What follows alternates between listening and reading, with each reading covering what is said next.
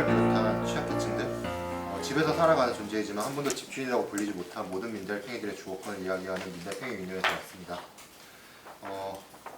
사실 기울어진 임대차 권력관계로 인해서 이제까지 소외받아온 세입자들의 권리 보장을 위해서 21대 국회에서 주택임대차 보호법의 개정을 앞다투어서 다뤄주는 것은 좀 환영할 만한 일이라고 생각합니다. 하지만 정치가 제 역할을 충실히 수행하는 이 개정안에 대해서 많은 비판과 우려의 목소리가 나오는 것 같습니다. 이제까지 집을 소유한 사람들 중심의 사회라는 역사적 경로를 벗어나 본 적이 없는 우리 사회에서 세입자가 계속 거주권을 누리는 모습을 상상하기가 얼마나 어려운지 보여주는 대목이라고 할 수 있는 것 같습니다.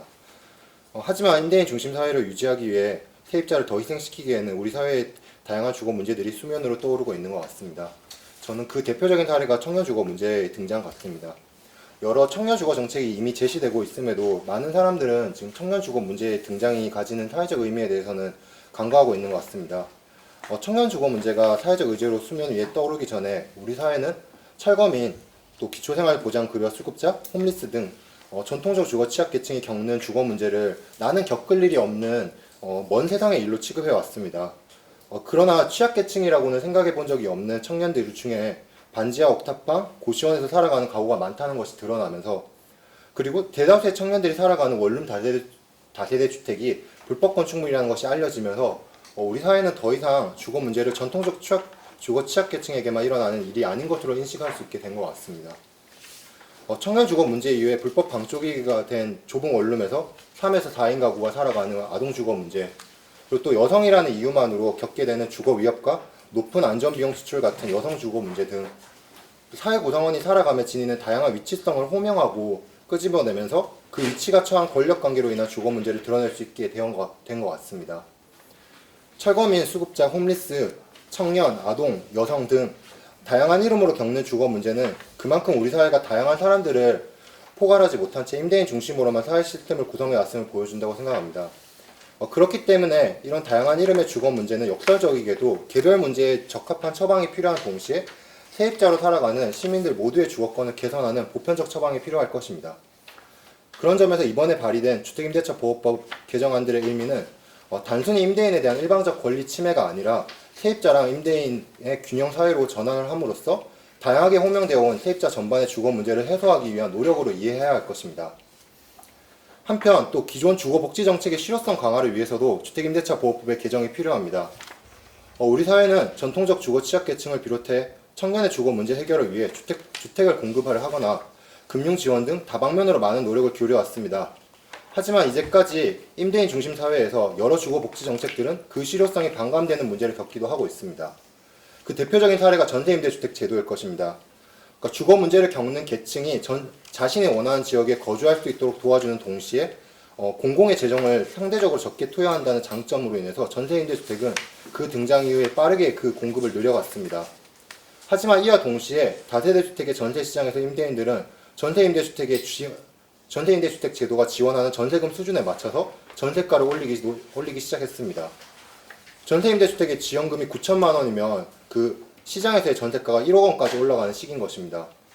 우리 사회가 음지에만 머물러 있는 임대차 시장을 양지로 드러내서 적절히 관리해 왔더라면 정책이 오히려 기형적 전세가 상승을 만들어냈을지 의문입니다.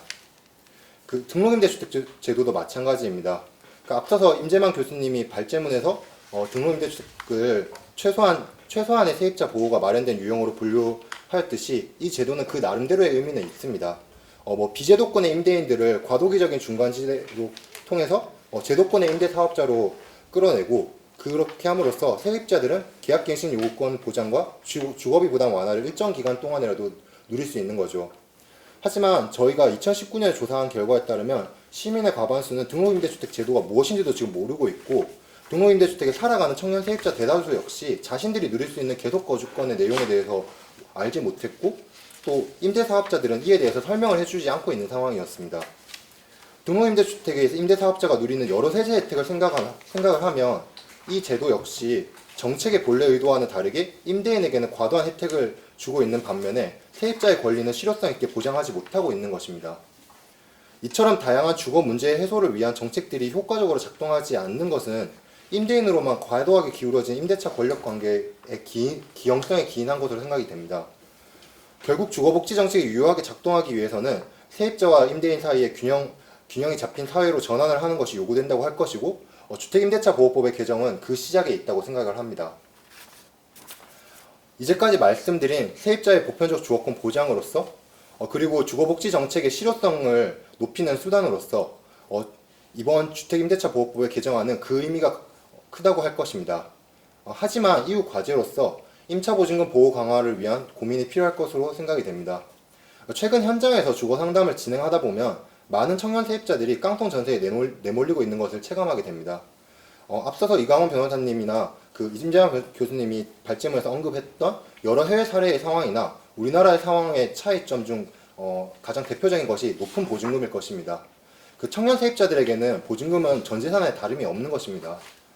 현재 우리 사회의 세입자들이 겪고 있는 또 다른 문제인 보증금 문제, 그리고 우리나라의 기울어진 임대차 시장의 특수성을 고려하면 임차보증금 보호 강화를 위한 장치 역시 함께 논의가 될 필요가 있습니다.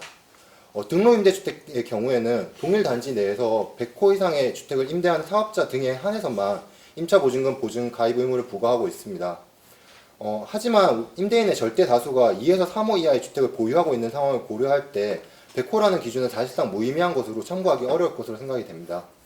보다 실효성 있게 보증금 보호가 작동할 수 있도록 임대인이 임차보증금 보증 가입 의무를 부과하는 방안을 검토할 필요가 있는 것 같습니다. 주택임대차보호법의 개정을 우려하는 목소리 중에는 세입자를 위한다는 선의가 취약계층의 주거 환경을 악화할 수 있다는 지적도 있습니다.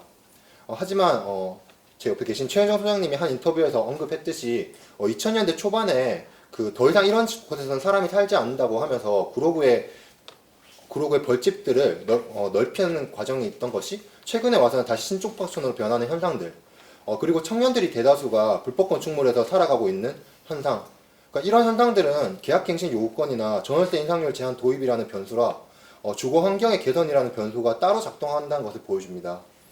열악한 주거 환경에 대한 우려가 된다면 다른 대안을 마련할 일이지 그것이 30년 동안 멈춰져 있는 세입자의 권리 개선을 막을 이유는 아닌 것 같습니다.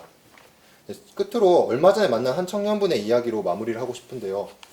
이분은 일본에서 10년을 살다가 우리나라로 최근에 돌아와서 집을 구하는 과정에서 일본에서 외국인으로서 집을 구하는 것보다 한국에서 한국인으로서 집을 구하는 게 더 어렵다고 하면서 도대체 우리 사회에서 세입자로 살아가는 게 왜 이렇게 어려운지 토로를 했었습니다. 이런 말은 우리 사회의 세입자가 처한 현실을 단적으로 보여주는 것 같습니다.